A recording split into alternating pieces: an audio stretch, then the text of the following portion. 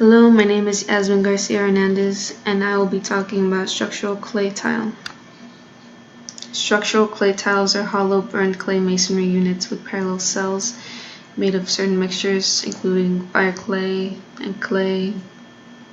Such units have a multitude of uses as a facing tile for interior and exterior unplastered walls, partitions, or columns, as load-bearing tile masonry construction designed to carry superimposed loads. They may be used with the quartz cells running horizontally or vertically, and for load-bearing and non-load-bearing applications. 8x8 modular and 8x16 face sizes are the most popular because they course easily with other types of masonry.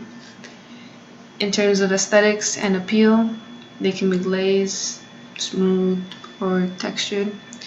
They're also very versatile, which means that they can be used for walls, roofs, and/or floors.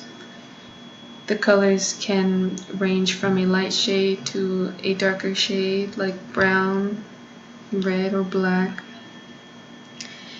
The color is really derived from its impurities, most notably iron oxides.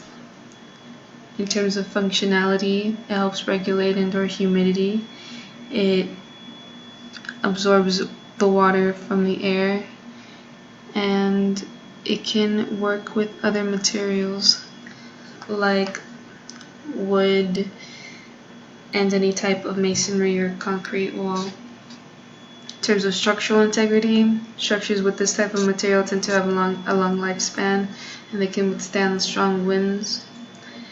With durability, they're essentially fireproof, which means that no fire would latch onto this material.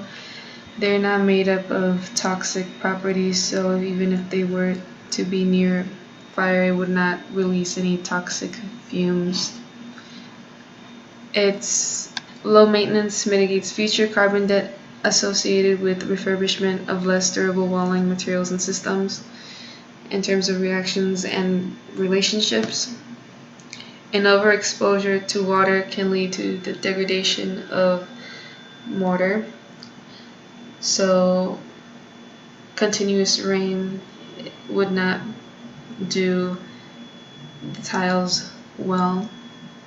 And with sound insulation, it's really good with preserving sound, making sure that any sound will not escape from a room or enter into a room. So yeah. Also, sorry for turning this in late.